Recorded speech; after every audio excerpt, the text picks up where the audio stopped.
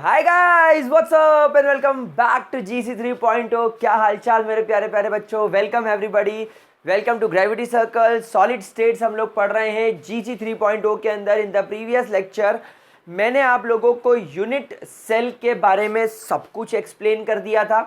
Unit cell के अंदर अगर आप लोगों को Z इफेक्टिव यानी effective number of atoms in a unit cell find out करना है तो वो मैंने आप लोगों को बता दिया था और मैंने आप लोगों को कुछ सवाल भी करा दिए थे। अब गाइस यूनिट सेल वाला मामला वहां पर खत्म हो गया। अब हम लोग आज की क्लास में स्टार्ट करेंगे पैकिंग इन अ सॉलिड या closed packing in a solid. तो आप लोग सबसे पहले हेडिंग डाल लीजिए, क्लोज्ड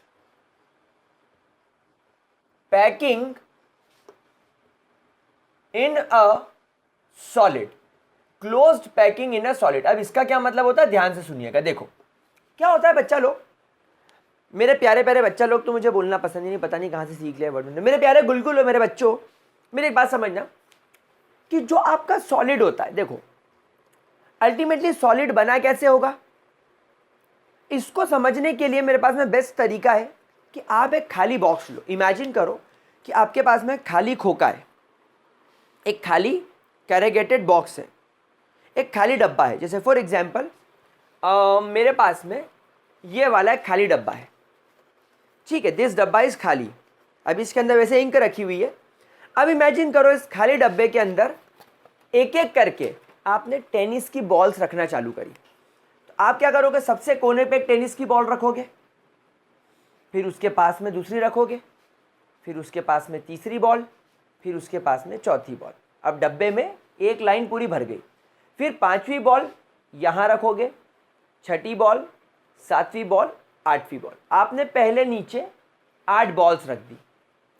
फिर 9वीं बॉल, 10वीं, 11वीं, 12वां, 13, 14, 15, 16।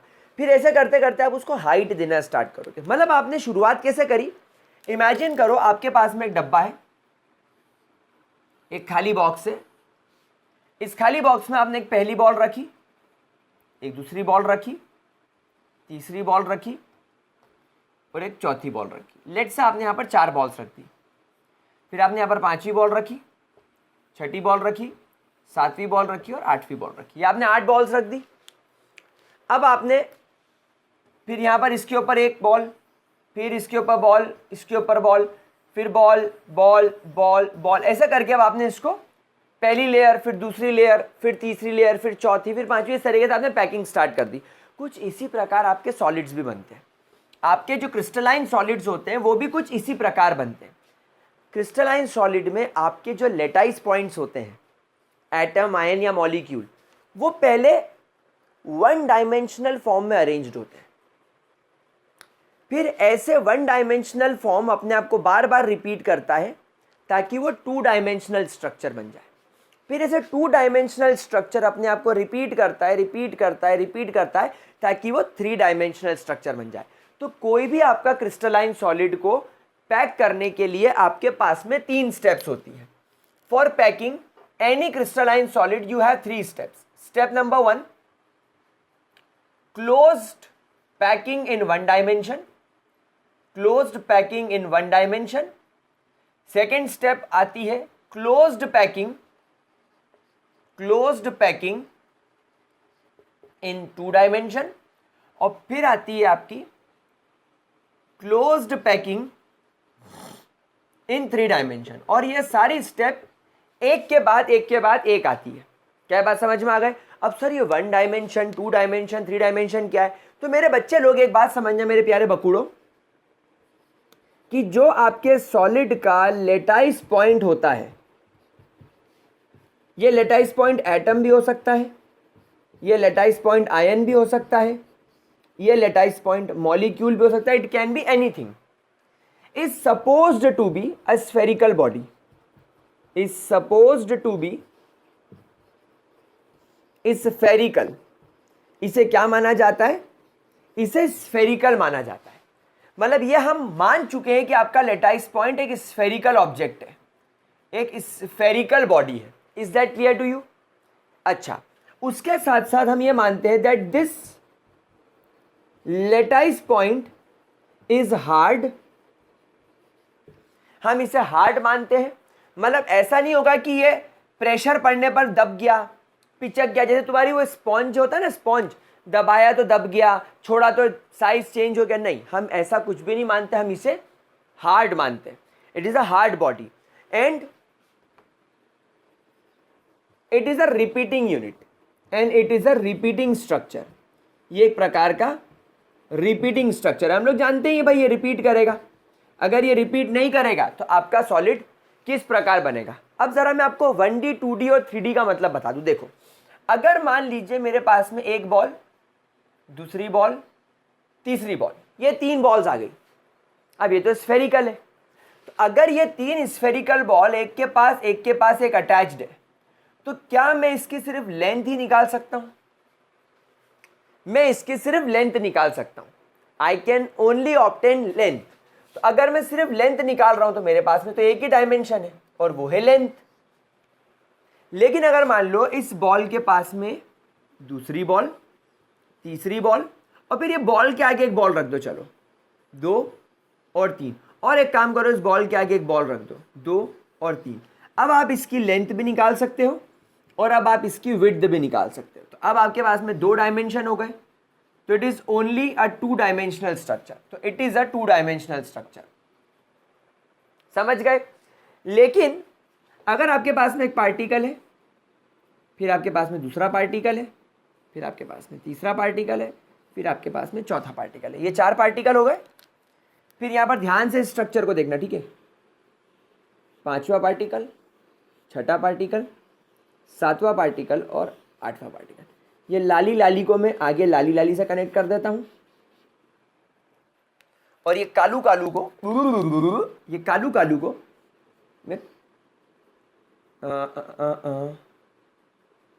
मैं कालू कालू से कनेक्ट कर देता हूं, ट्याऊ ट्याऊ ट्याऊ, और इनको फिर मैं ऐसे जोड़ देता हूं, ट्याऊ ट्याऊ ट्याऊ ट्याऊ। तो क्या ये 3 डायमेंशनल स्ट्रक्चर हो गया?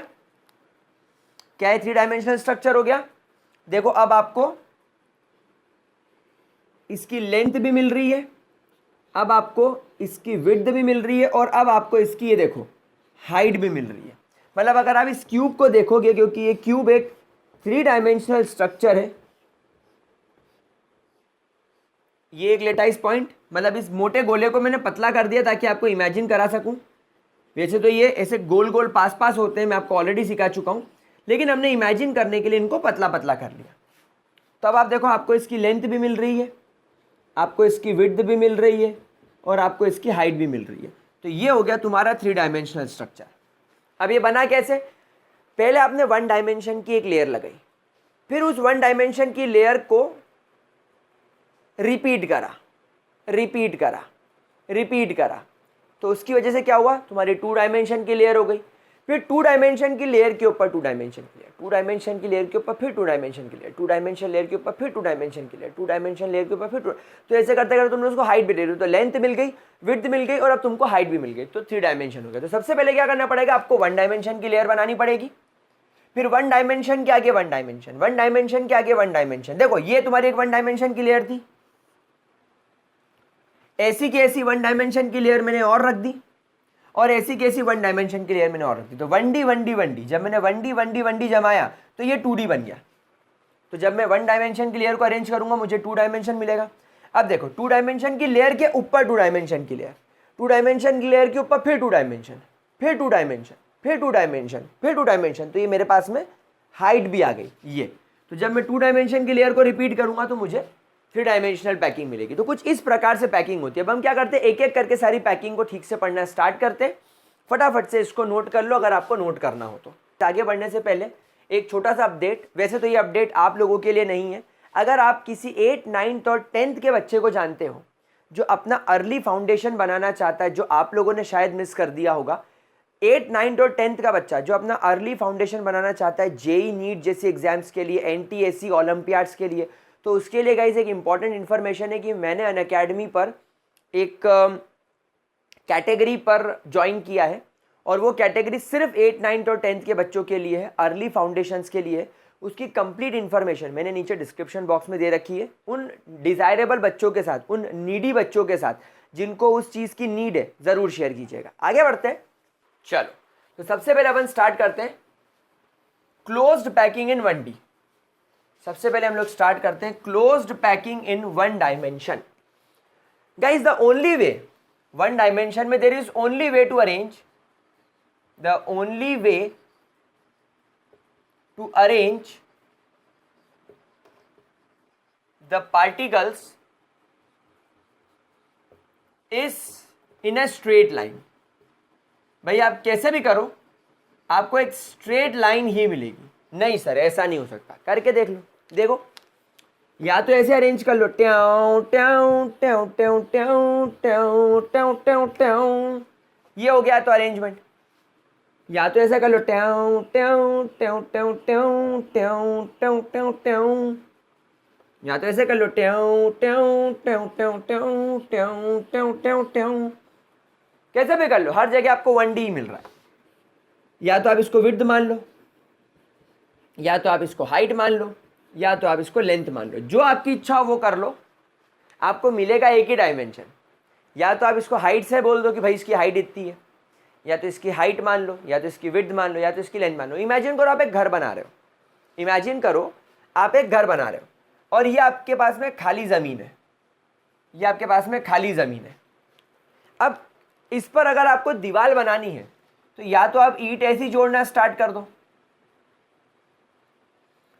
या तो ईंट ऐसी जोड़ना चालू कर दो। ऐसी नहीं जोड़ रहे हो तो ईंट ऐसी जोड़ना स्टार्ट कर दो, पीछे से आगे आना शुरू कर दो। और अगर ऐसी भी नहीं जोड़ना चाह रहे हो तो एक ईंट, इसके ऊपर दूसरी ईंट, इसके ऊपर तीसरी ईंट, इसके ऊपर चौथी, पांचवी, छठी, ऐसे करते करते आप एक ईंटों का ढेर बना लो। तो तीनों केसेस में आपको एक ही डायमेंशन मिल रहा है। आप बोलोगे सर मैंने ईंट से 10 फीट ऊंची एक वो बना ली, ईंट ईंट ईंट ईंट ईंट ईंट की 10 फीट ऊंची एक हाइट बना ली, या मैंने ऐसे 10 फीट लंबी मैंने एक ईंट जमा दी, या मैंने ऐसे 10 फीट जमा दी। जो भी करा मेरे को स्ट्रेट लाइन ही मिली। तो 1 डायमेंशन के अंदर आपको पार्टिकल्स को कुछ इस प्रकार अरेंज करना है ताकि 1 डायमेंशन में अरेंज हो जाए, बस सिंपल। ठीक है। So when particles are placed, so when particles are placed near to each other, near to each other, then near to each other in a straight line, in a straight line, in a straight line, then the packing is called as, then the packing is called as closed packing in 1 dimension, closed packing in 1 dimension। is that clear to you? कोई problem? अच्छा, एक नई term सीख लो, coordination number. Coordination number, very important term, coordination number. ध्यान से इस term को सीखो। देखो बच्चा लोग, इस लाइन को देखो मेरे प्यारे बकुड़ो, मेरे गुलगुलो, मेरा फोकस इस पार्टिकल पर है, मैं इस पार्टिकल पर ध्यान दे रहा हूं। अभी मैंने इसको लाल लाल कर दिया, और लाल लाल गोरी नहीं, लाल लाल होठों पे गोरी किसका नाम है। ये लाल वाले बॉल को ऑब्जर्व करो, ये कितनी बॉल्स से डायरेक्टली कांटेक्ट में है। आप बोलोगे सर एक तो ये इससे कांटेक्ट में है और एक तो ये इससे कांटेक्ट में है, यानी एक ये और दूसरी ये। सो कोऑर्डिनेशन नंबर का मतलब पता है क्या होता है? Coordination number means the number of particles, coordination number means the number of particles that are closely attached, that are closely attached with the central particle, with the central particle। अच्छा एक बात ध्यान रखना, कई बच्चे ये सेंट्रल पार्टिकल में confuse होते हैं, उनको लगता है सिर्फ बीच वाला। नहीं, सेंट्रल पार्टिकल का मतलब होता है the particle which we are focusing। हम जिस पार्टिकल पर फोकस कर रहे हैं उस पार्टिकल से कितने पार्टिकल डायरेक्टली जुड़े। जैसे चलो मैं इसको कालू कर देता हूं, कालू कालू कालू कालू कालू कालू कालू। अब इसका कोऑर्डिनेशन नंबर क्या होगा? एक ये और दूसरा ये, तो इसका कोऑर्डिनेशन नंबर भी 2 होगा। सो देयरफॉर क्लोज पैकिंग इन 1D के अंदर हर पार्टिकल का कोऑर्डिनेशन नंबर कितना होगा? 2। क्या ये पॉइंट क्लियर हो गया? चलो छापो।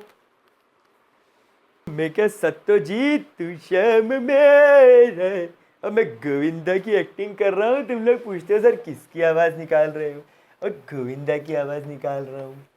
और तुम भी क्या यार। चलो अब हम बात करते हैं मेरे प्यारे बच्चों के साथ में, मेरे बकुड़ों के साथ में। मोशन है, मोशन कहाँ गया? फिजिक्स आ गया क्या? फिजिक्स पढ़ाने लग गया क्या तू? हमारे पेट पे लात मारेगा? ओ नहीं, सब मिल बांट के पढ़ाएंगे। Close packing in 2D। आओ अब हम लोग क्या करेंगे, क्लोज पैकिंग इन 2D। तो क्या होगा, when the one dimensional layer repeats itself again and again, repeats itself again and again, we obtain a two-dimensional layer. We obtain a two-dimensional layer. क्या ये चीज क्लियर हो गई? क्या इसके अंदर किसी प्रकार की कोई दिक्कत? अच्छा, क्लोज पैकिंग इन 2D बच्चा लोग दो तरीके से ऑब्जर्व की जाती है, हमेशा ध्यान रखना। Closed packing in 2D is observed in 2 ways. ये दो तरीके की ऑब्जर्व की जाती है, ध्यान से इस चीज को पढ़ना, बड़ी इंपॉर्टेंट है, ठीक है। सबसे पहली होती है square closed packing. Square closed packing सबसे पहली होती है, स्क्वायर क्लोज्ड पैकिंग, ठीक है। अब ये कैसे होती है, ध्यान से समझना। Also called as, it is also called as A type. A type भी बोलते हैं। कैसे, देखो ध्यान से देखना। ये आपका पहली लेयर का एक पार्टिकल, फिर ये आपका दूसरी लेयर का पार्टिकल, सॉरी क्या बोल रहा हूं मैं, ये आपके पहली लेयर के पार्टिकल्स हो गए, ठीक है, ये आपकी पहली लेयर के पार्टिकल हो गए। अब इस पार्टिकल से बिल्कुल सीध बना लो और यहां पर एक दूसरा पार्टिकल रख दो। इस पार्टिकल के आगे दूसरा पार्टिकल, इस पार्टिकल के आगे दूसरा पार्टिकल, इस पार्टिकल के आगे दूसरा पार्टिकल, इस पार्टिकल के आगे दूसरा पार्टिकल, फिर इस पार्टिकल के आगे दूसरा पार्टिकल, इस पार्टिकल के आगे दूसरा पार्टिकल, इस पार्टिकल के आगे दूसरा पार्टिकल, इस पार्टिकल के आगे दूसरा पार्टिकल, इस पार्टिकल के आगे दूसरा पार्टिकल, फिर सेम करते चलो, सेम करते चलो, ट्याऊं ट्याऊं ट्याऊं ट्याऊं ट्याऊं ट्याऊं ट्याऊं ट्याऊं ट्याऊं। ये this type of packing is called as square close packing. तो कैसे बनेगी, when the particles of first layer is placed exactly in front of second layer, या ऐसा लिख सकते थे पार्टिकल ऑफ सेकेंड लेयर, ऐसा बोलना चाहिए। The particle of next layer is placed exactly in front of the first layer और the layer behind it. समझ गए मेरे वर्ड का मतलब, समझे क्या बोलना चाह रहा हूं मैं, कि जो सेकेंड लेयर आ रही है या ये जो अगली लेयर आ रही है, इन अगली लेयर के पार्टिकल्स इनके पहले वाली लेयर के पार्टिकल के बिल्कुल सामने हो। पार्टिकल के आगे पार्टिकल, पार्टिकल के आगे पार्टिकल, फिर यहां देखो पार्टिकल के आगे पार्टिकल, पार्टिकल के आगे पार्टिकल। समझ गए, ये पार्टिकल के आगे पार्टिकल, पार्टिकल के आगे पार्टिकल, पार्टिकल के आगे पार्टिकल, लाइकवाइज। बस is called as square close packing. अब आपके मन में सवाल आ रहा होगा, सर स्क्वायर क्लोज पैकिंग क्यों यार, मतलब ऐसा क्या हो गया कि ससुर के नाती को स्क्वायर क्लोज पैकिंग बोलना पड़ गया हमें। तो आओ जरा इसको देखते हैं। चलो मुझे बताओ कौन से पार्टिकल को सेंटर मानूं, किस पार्टिकल पर फोकस मारूं, चलो इस पर सेंटर मारते हैं। ये पार्टिकल मेरा सेंट्रल पार्टिकल हो गया। अब मुझे बताओ ये सेंट्रल पार्टिकल कितने पार्टिकल से डायरेक्टली अटैच्ड है, मतलब I want coordination number value. मुझे इसका कोऑर्डिनेशन नंबर बताओ। What will be the coordination number? आप बोलोगे सर एक ये पार्टिकल, एक तो इससे डायरेक्टली अटैच्ड है, एक इससे डायरेक्टली अटैच्ड है, एक इससे डायरेक्टली अटैच्ड है और एक इससे डायरेक्टली अटैच्ड है, और किसी से अटैचमेंट तो नहीं दिख रहा है? नहीं। तो एक पार्टिकल ये हो गया, एक पार्टिकल ये हो गया, एक पार्टिकल ये हो गया और एक पार्टिकल ये हो गया। अब अगर हम इन सारे पार्टिकल्स को एक हाइपोथेटिकल लाइन से जोड़ दें, जो मैं लाली लाली कलर से जोड़ रहा हूं, लाली लाली लालो और लाली, ये देखो, तो क्या बन गया? एक स्क्वायर नहीं बन गया? Aren't you observing a square? Therefore it is called a square close packing. तो इसका कोऑर्डिनेशन नंबर हो जाएगा 4 and this is called as square close packing. तो यहां पर ध्यान रखना, all the particles are surrounded by 4 particles forming a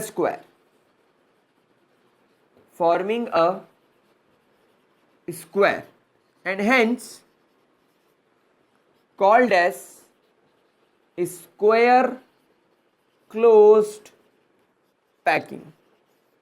इसको स्क्वायर क्लोज पैकिंग बोला जाता है। क्या चीज क्लियर हो गई?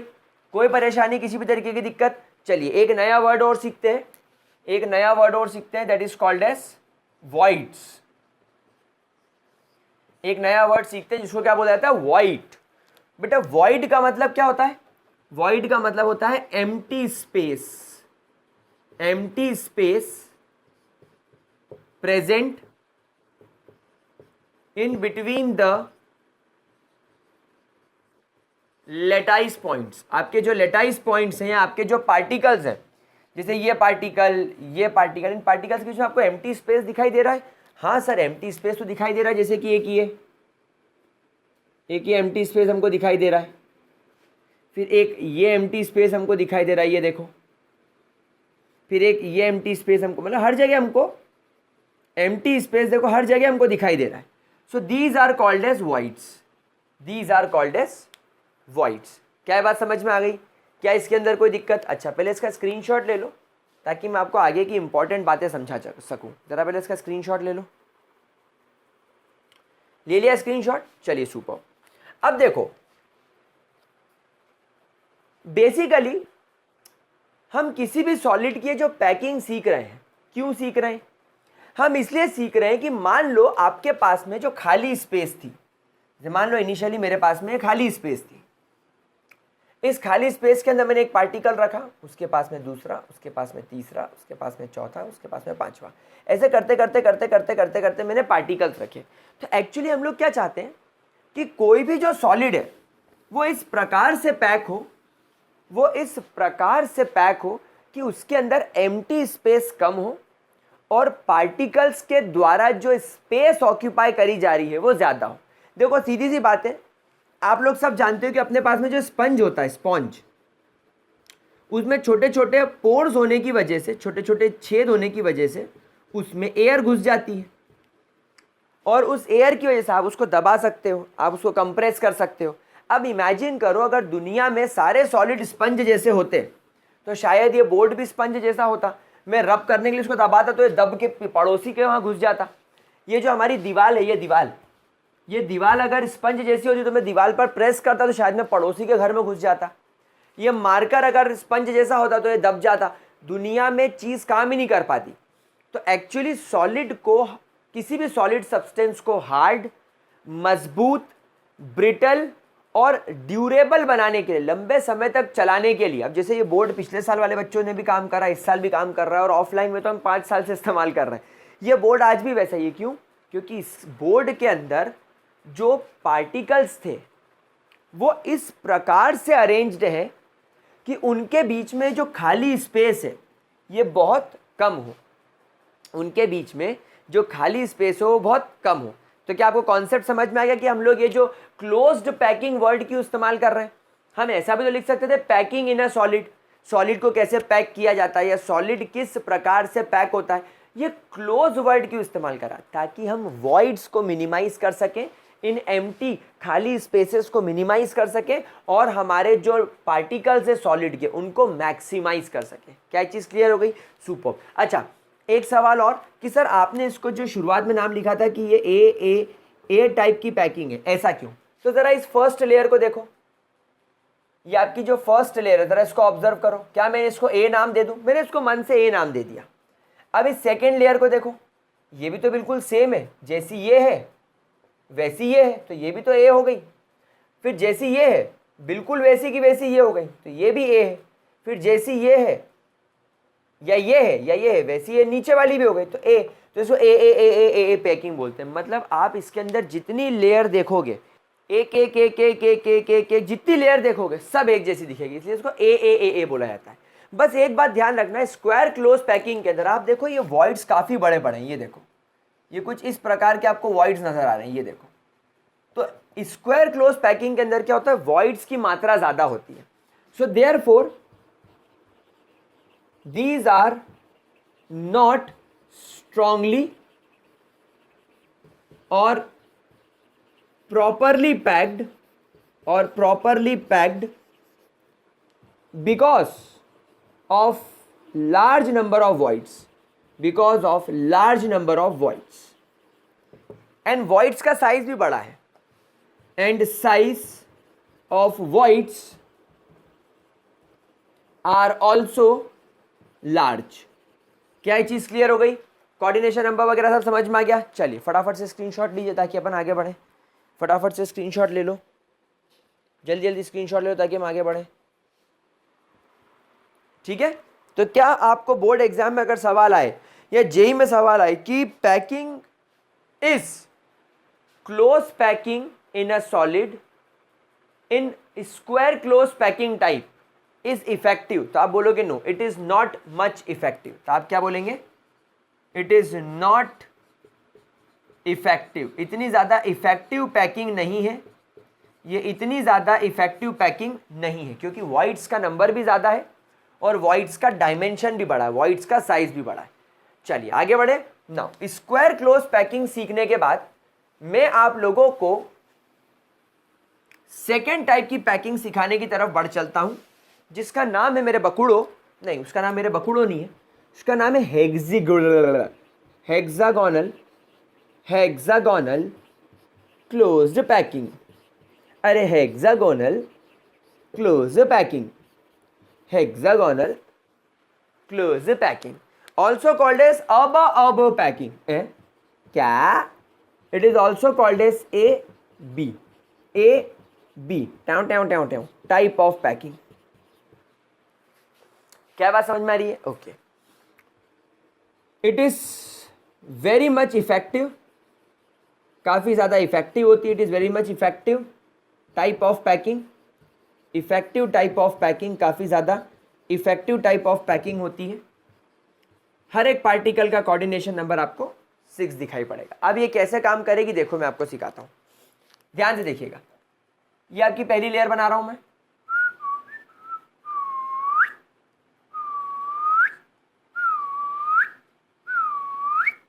ये आपकी मान लो ए लेयर हो गई।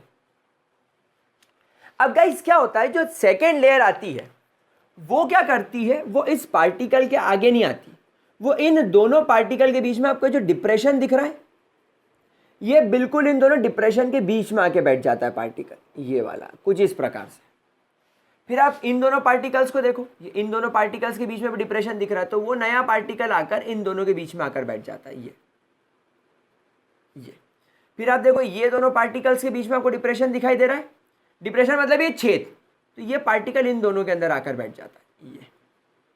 तो अब ये लेयर और ये लेयर में फर्क हो गया, अब ये दोनों लेयर एक दूसरे से डिफरेंट हो गई, इसलिए इसको हमें बी बोलना होता है। अब तीसरी लेयर देखो, अब तीसरी लेयर क्या करेगी, इन दोनों के बीच में जो डिप्रेशन है उसमें आकर बैठ जाएगी, इसके पास वाला पार्टिकल भी इन दोनों के बीच में डिप्रेशन होगा, उसमें आके बैठ जाएगा। भाई ये पार्टिकल के भी आगे पार्टिकल होगा ना ब्लैक वाला, मैं बना देता हूं तुमको, अगर कंफ्यूजन हो रहा हो तो कंफ्यूज मत हो, ये लो मैंने बना दिया, ठीक है। अच्छा, अब ये पार्टिकल इन दोनों के बीच में आके बैठ जाएगा और ये पार्टिकल आके बैठ जाएगा, तो ये तुम्हारी ए लेयर हो गई। समझे बात को। फिर तुम्हारी बी वाली लेयर आएगी, ये पार्टिकल के नीचे पार्टिकल, ये पार्टिकल के नीचे पार्टिकल, फिर ये पार्टिकल के नीचे पार्टिकल, फिर ये पार्टिकल के पास में पार्टिकल। तो अब आप देखो ये वाली लेयर, हर ऑल्टरनेट लेयर सेम है। ये पार्टिकल के सामने पार्टिकल, पार्टिकल के सामने पार्टिकल, पार्टिकल के सामने पार्टिकल, पार्टिकल के सामने पार्टिकल, बी सेम हो गई, ए के सामने ए के सामने ए के सामने ए के सामने, तो ये ए हो गई। तो इस तरीके की पैकिंग को क्या बोलते हैं? Hexagonal close packing. तो इसको आप डिफाइन कैसे करेंगे? The particles of second layer is placed in between the depression of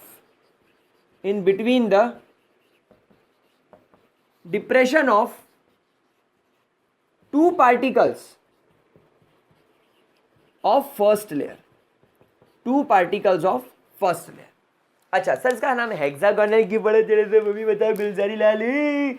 चलो किसको पकड़ूं, चलो इस कालू को पकड़ता हूं, कालू कालू कालू कालू कालू। चलो इस कालू को अपन ऑब्जर्व करते हैं। ये कालू कितने से कनेक्टेड है? सर आपने कोऑर्डिनेशन नंबर 6 बोला था, जरा इसको प्रूफ करो। तो देखो एक ये कालू इससे कनेक्टेड है, ट्याऊ। एक ये कालू की देखो बाउंड्री डायरेक्ट इसको छू रही है, ट्याऊ। एक ये कालू की बाउंड्री डायरेक्टली इसको छू रही है, ट्याऊ। एक ये कालू की बाउंड्री डायरेक्टली इसको छू रही है, ट्याऊ। एक ये कालू की बाउंड्री डायरेक्टली इसको छू रही है, ट्याऊ। और एक ये कालू की बाउंड्री डायरेक्टली इसको छू रही है, ट्याऊ। तो ये कालू की 6 पार्टिकल्स इससे कनेक्टेड है। कोऑर्डिनेशन नंबर 6 हो गया। आओ एक इमेजिनरी लाइन से इसको हम जोड़े, ट्याऊ ट्याऊ ट्याऊ ट्याऊ ट्याऊ ट्याऊ। क्या बन गया? एक हेक्सागोन बन गया। That is why it is called as hexagonal close packing. अच्छा यहाँ पर आपको व्हाइट्स यहाँ पर भी दिख रहे हैं, देखो ये देखो, ये लाल कलर से मैं देखो कर रहा हूँ, ये देखो एक यहाँ दिख रहा है, ये भी दिख रहा है, देखो। तो these are called as voids. इन्हें क्या बोला जाता है? वॉइड्स। अच्छा स्टार बनाकर एक पॉइंट लिखो, these voids are called as triangular voids. कौन से voids? Triangular voids. Why triangular voids? Because of their shape. आप देखो इसका शेप भी ट्रायंगुलर है। So because of their shape, because of their triangular shape, they are called as triangular voids। क्या बोलते हैं इनको? ट्राइंगुलर voids बोलते हैं। क्या ये बात मेरे बच्चे को समझ में आ गई? क्या इसके अंदर कोई दिक्कत? अच्छा एक और इंपॉर्टेंट बात इसके बारे में नोट करो, जरा इस वाले void को फोकस करो। इस void का जो एपेक्स बन रहा है, इस void का जो एपेक्स बन रहा है, ये देखो,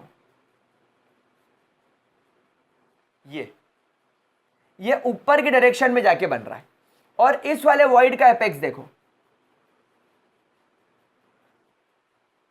इस वाले void का एपेक्स देखो जरा,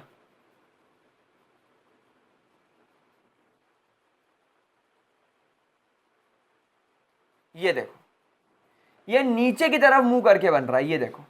तो ट्राइंगुलर वॉइड्स भी दो टाइप के होंगे। फर्स्ट, जिनका एपेक्स अपर साइड होगा विथ अपर साइड एपेक्स, ये। और दूसरे होंगे जिनका एपेक्स लोअर साइड होगा, लोअर साइड एपेक्स। ये देखो, ये तो इनका एपेक्स लोअर साइड हो गया। तो लोअर साइड एपेक्स बेटा इनका आगे बहुत इंपॉर्टेंट यूज है, इसलिए मैंने आपको बड़े ध्यान से इसको पढ़ा दिया।